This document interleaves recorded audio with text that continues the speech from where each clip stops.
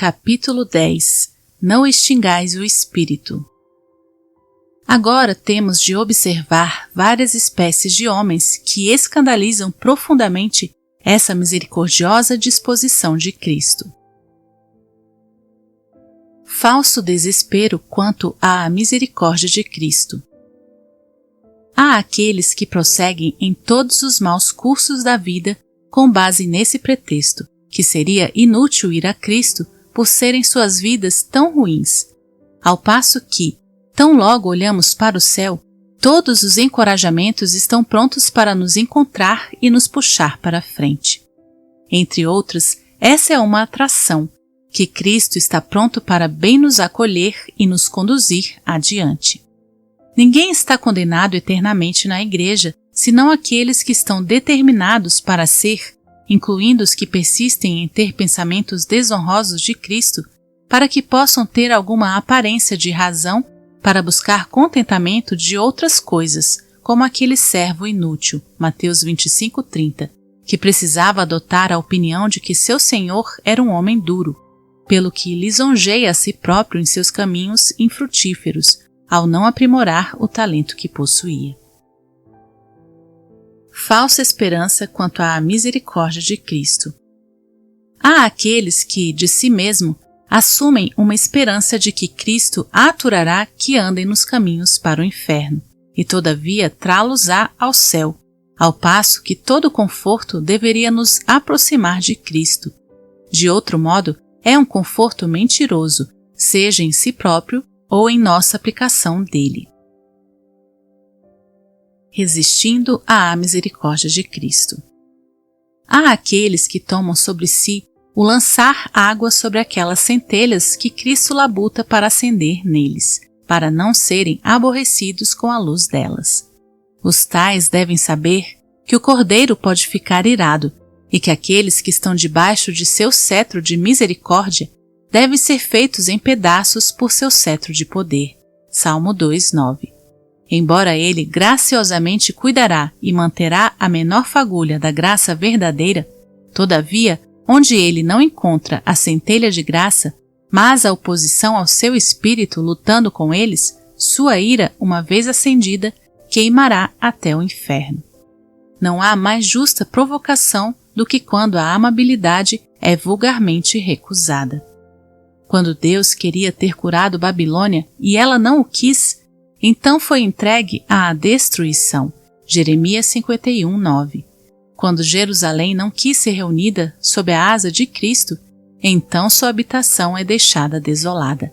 Mateus 23, versículo 37 e 38. Quando a sabedoria estende sua mão e os homens a recusam, então ela se rirá da destruição deles. Provérbios 1:26. A salvação mesma não salvará aqueles que estragam o remédio e repelem o emplasto. É um caso lastimável quando esse compassível Salvador se deleitar na destruição, quando aquele que criou os homens não tiver misericórdia alguma deles. Isaías 27:11. Oh, dizem os rebeldes da época, Deus não nos fez para nos condenar eternamente. Sim, se tu não encontrares Cristo nos caminhos da misericórdia dele, é apropriado que comas do fruto do seu caminho e se farte dos seus próprios conselhos. Provérbios 1:31. Isso será o inferno do inferno, quando os homens pensarem que amavam seus pecados mais do que suas almas, quando pensarem que o amor e a misericórdia fazem-se cumprir sobre si e todavia perecerem. Quanto mais cúmplices formos em atrair julgamento sobre nós mesmos, mais a consciência ficará confundida em si mesma. Então, eles reconhecerão que Cristo não tem qualquer culpa, sem qualquer desculpa para eles mesmos. Se os homens apelarem às suas próprias consciências, elas contar-lhes-ão que o Espírito Santo tem a miúde batido à porta de seus corações, como que disposto a acender alguns santos desejos neles. Como então se pode deles dizer que resistem ao Espírito Santo, senão que o Espírito estava mais pronto para atraí-los a um grau superior de bondade do que era consistente com seus próprios desejos? Logo, Aqueles na igreja que estão condenados estão antes autocondenados. De modo que aqui não precisamos nos elevar a motivos maiores, quando os homens carregam motivos suficientes em seus próprios seios. Abusando a misericórdia de Cristo. E os melhores dentre nós podem cometer escândalo contra essa disposição misericordiosa, caso não estejamos vigilantes contra aquela liberdade que nossa disposição carnal estará pronta para dela tirar. Desse modo, arrazoamos: se Cristo não apagará o pavio que fumega, que necessidade temos de recear que qualquer negligência de nossa parte possa nos trazer para uma condição sem conforto? Se Cristo não apagará, o que poderá fazê-lo? Tu conheces a interdição do apóstolo, qual seja: não extingais o Espírito. 1 Tessalonicenses 5,19. Tais cautelas para não apagar são santificadas pelo Espírito como meio de não apagar.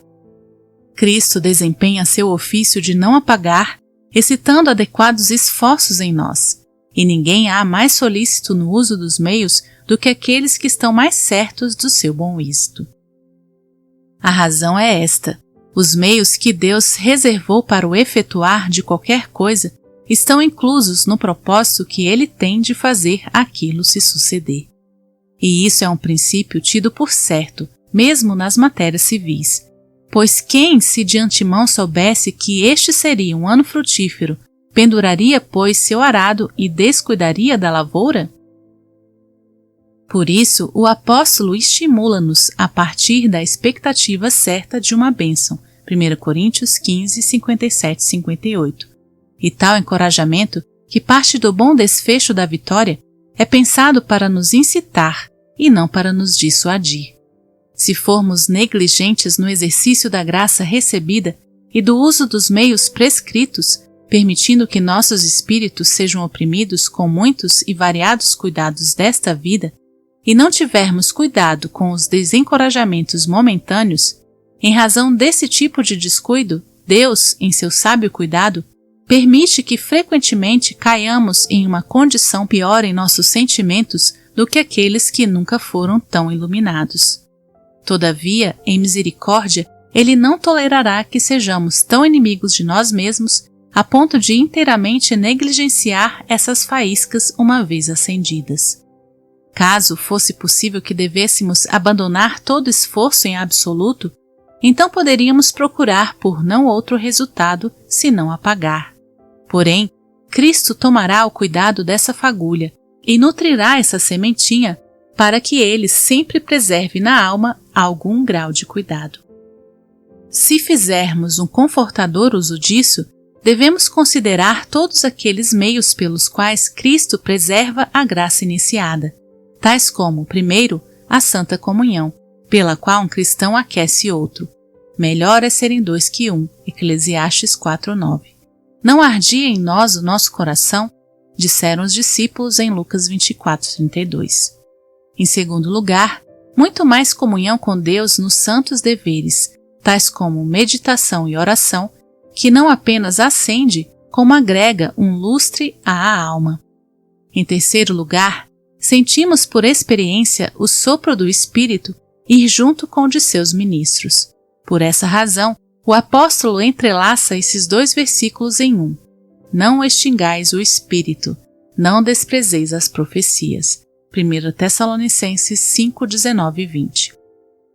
Natã, por poucas palavras, assoprou as centelhas que definhavam em Davi. Em vez de Deus aceitar que seu fogo em nós se extinga, Ele enviará algum Natã ou outro, e algo é sempre deixado em nós para juntar com a palavra, desde que da mesma natureza dela. Como um carvão que tem fogo em si, rapidamente ajunta mais fogo para si. O pavio que fumega facilmente pegará fogo. Em quarto lugar, a graça é fortalecida pelo seu exercício. Levanta-te, pois, e faze a obra, e o Senhor seja contigo. 1 Crônicas 22:16. Disse Davi a seu filho Salomão. Estimula a graça que está em ti, pois desse modo santas moções viram resoluções, resoluções prática, e prática uma preparada prontidão para toda boa obra. Não obstante, que lembremos que a graça é aumentada no seu exercício, não em virtude do exercício em si, mas por Cristo, que pelo seu Espírito flui na alma e nos traz mais próximos de si próprio, à fonte, assim instilando tal conforto que o coração é mais adiante dilatado. O coração de um cristão é o jardim de Cristo, e suas graças são como tantas doces especiarias e flores, as quais, quando seu Espírito sopra sobre elas, emitem um aroma agradável. Portanto, mantenha a alma aberta para acolher o Espírito Santo, pois ele introduzirá continuamente forças adicionais para vencer a corrupção, e isso, sobretudo, no dia do Senhor. João estava no Espírito no dia do Senhor, precisamente em Patmos, o lugar de seu banimento. Apocalipse 1:10. Então, os golpes de vento do Espírito soprarão de modo mais forte e meigo. Como vimos, portanto, para o consolo dessa doutrina, que não favoreçamos nossa preguiça natural, mas antes nos exercitemos na piedade. 1 Timóteo 4:7. E labutemos para manter esse fogo sempre queimando sobre o altar de nossos corações.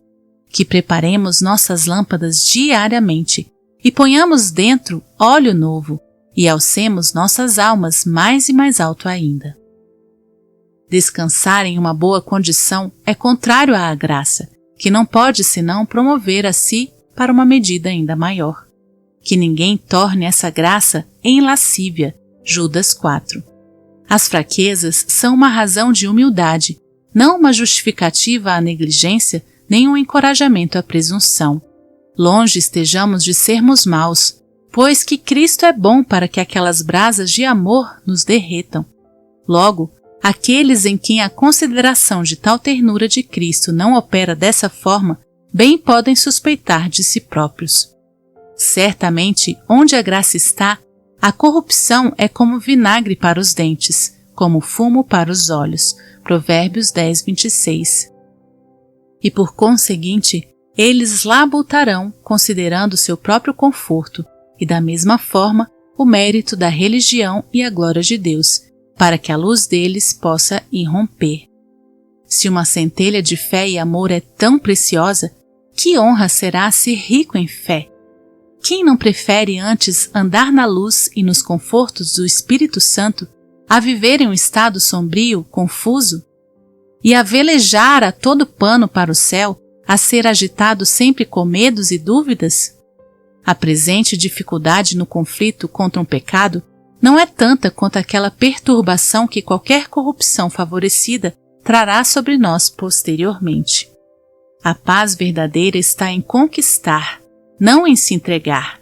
O conforto tensionado neste texto é para aqueles que querem fazer melhor, porém descobrem que suas corrupções os obstruem, que estão em uma tal bruma que a miúde não podem dizer o que pensar de si mesmos, que querem acreditar e, todavia, com frequência temem que não acreditam e que pensam que não pode ser que Deus seja tão bom para miseráveis tais como eles, e, contudo, não permitem tais receios e dúvidas em si próprios. Buscando uma outra fonte de misericórdia. Outros, como fazem mal a si mesmos e a Ele, para que tenham outros mediadores para com Deus que não Ele? Há alguém mais compassivo do que aquele que se tornou homem para esta finalidade, para que pudesse ter compaixão da sua própria carne? Que todos, em todos os tempos, dirijam-se a este meigo Salvador, e coloquemos todas as nossas petições em seu nome eficaz. Que necessidade temos de bater em qualquer outra porta? Pode alguém ser mais terno para conosco que Cristo? Que encorajamento temos para recomendar a Ele, pelas nossas orações, o estado da Igreja em geral, ou de quaisquer cristãos de corações quebrantados, de quem podemos falar a Cristo, como falaram de Lázaro. Senhor, a Igreja que Tu amaste e deste a Ti mesmo por ela, está em aperto. Senhor, este pobre cristão por quem Tu foste ferido está ferido e muito abatido. Isaías 53:5. Não pode senão tocar seu coração quando a miséria daqueles tão caros a si é exposta diante dele. Maltratando os herdeiros da misericórdia. Outra vez, considerando essa graciosa natureza em Cristo, que pensemos conosco mesmos, uma vez que Ele nos é tão amável, seremos cruéis contra Ele em seu nome, em sua verdade, em seus filhos? Como aqueles que se deleitam em ser tão terríveis aos mansos da terra, Sofonias 2:3, esperarão olhar para um tão gracioso Salvador na face? Aqueles que são tão rudes para com a esposa dele, saberão um dia que tinham de tratar com ele, mesmo em sua igreja. Assim, não pode senão cortar o coração daqueles que sentem esse amor de Cristo, ouvir aquele que é a vida de suas vidas e a alma de suas almas, magoado. Isso faz aqueles que experimentaram misericórdia chorar por Cristo, a quem traspassaram com seus pecados. Não pode haver senão uma simpatia mútua e viva entre a cabeça e os membros. Quando somos tentados a qualquer pecado, se não nos condoermos de nós mesmos, todavia devemos poupar Cristo, e não colocá-lo em novos tormentos. O apóstolo não podia descobrir um argumento mais capaz de quebrantar coração para nos obrigar ao sacrifício de nós mesmos a Deus do que nos lançar o apelo à compaixão de Deus em Cristo. Romanos 12:1. Contenda entre os herdeiros da misericórdia. Tal misericórdia de Cristo deve ainda nos mover a ter comiseração pelo estado da pobre igreja, dilacerada pelos inimigos de fora e se despedaçando por divisões internas. Não pode senão comover qualquer alma que sinta conforto de Cristo, considerar que maviosa súplica o apóstolo faz à concordância mútua no julgamento e na afeição. Se há algum conforto em Cristo, se alguma consolação de amor, se alguma comunhão no Espírito, se alguns entranháveis afetos e compaixões, completai o meu gozo para que sintais o mesmo. Filipenses 2:1. Como se dissesse, a menos que você desaprove toda consolação em Cristo, trabalhe para manter a unidade do Espírito no vínculo da paz. Que espetáculo jubiloso é esse para Satanás e sua facção! Ver aqueles que são separados do mundo empedaçarem-se entre si. Nossa dissensão é a melodia de nosso inimigo. Os que mais devem ser censurados são aqueles que, para objetivos particulares, afetam diferenças em relação a outros e não admitem fechar as feridas da igreja e reuni-las juntamente. Isso não deve ser entendido como se os homens devessem dissimular seu julgamento em qualquer verdade onde há justa causa para se expressarem, pois a menor verdade é de Cristo e não nossa, e, portanto, não devemos tomar liberdade para afirmar ou negar a nosso prazer. Dever algo como um penny é tanto quanto dever uma libra. Logo, devemos ser fiéis na mínima verdade, quando a hora o exigir. Então nossas palavras serão como maçãs de ouro em salvas de prata. Provérbios 25:11. Uma palavra dita em seu tempo fará mais bem do que 1000 fora do seu.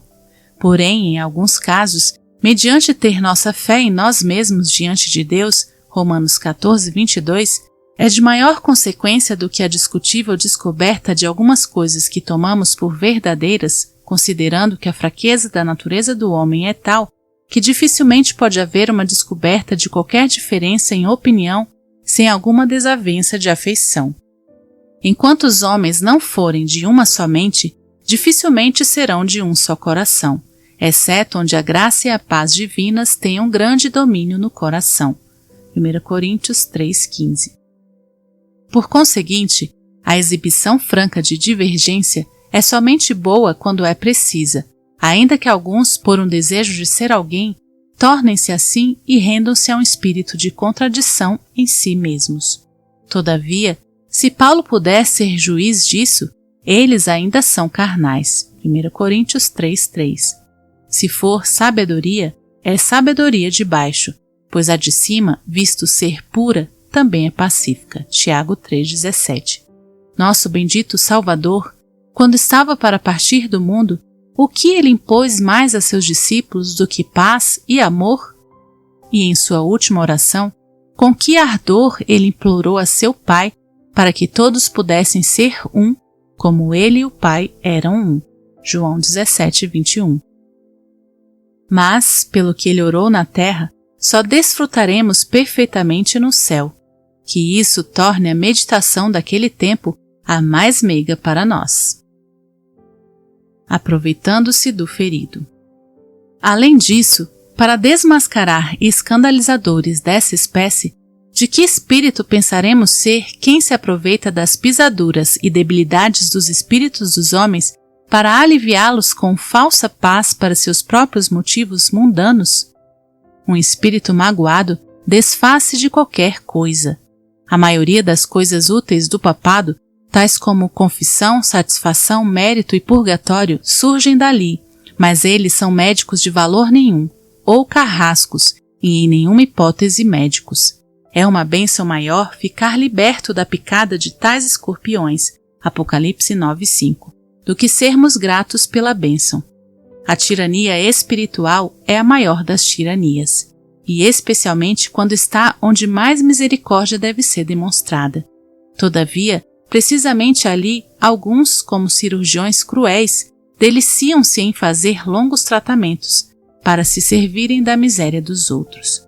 Traz os homens debaixo de uma terrível maldição quem não se lembrou de usar de misericórdia, antes perseguiu o varão aflito e necessitado, para que pudessem matar o quebrantado de coração. Salmo 109:16. Da mesma maneira, aos tais que produzem vantagem temporal para si próprios da miséria espiritual de outros, devemos incluir os que elevam sua posição social traindo a Igreja, e são infiéis ao que lhes foi confiado, quando os filhos clamam pelo pão da vida e não há ninguém para lhes dar, trazendo assim sobre o povo de Deus aquele pesado julgamento de um Cristo com fome e subalimentado em seus membros. Retribuiremos assim um tão bom Salvador que conta o amor e a misericórdia demonstrados em alimentar seus cordeiros, João 21:15, como demonstrados para consigo mesmo? Desprezando os meios simples de misericórdia. Por fim, portam-se muito indelicadamente para com Cristo quem tropeça em sua inclinação para conosco em seu governo e ordenanças, que estão envergonhados da simplicidade do Evangelho, que reputam como tolice a pregação.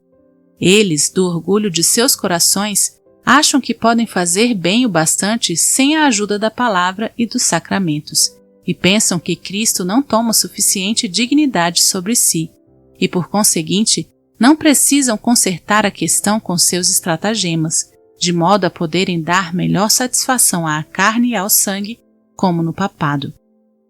Que maior ingratidão pode haver do que desprezar qualquer auxílio que Cristo, em misericórdia, provê para nós? Nos dias de sua carne, os orgulhosos fariseus ficaram ofendidos com sua conversa familiar com homens pecadores, ainda que somente agisse assim como médico, para curar as almas deles. Quais defesas Paulo foi levado a tomar para si por sua clareza em expor o Evangelho? Quanto mais Cristo em si mesmo e em seus servos descer para nos exaltar, mais devemos, com toda a humildade e presteza, nutrir aquele amor e exaltar a bondade de Deus que colocou a grande obra da nossa salvação e pôs o governo sobre um tão gentil Salvador, que se portará tão amorosamente em todas as coisas em que ele tem que tratar entre Deus e nós e Deus. Quanto mais baixo Cristo descer até nós, mais alto elevemo-lo em nossos corações. Assim farão todos aqueles que acharem experiência da obra de Cristo em seus corações.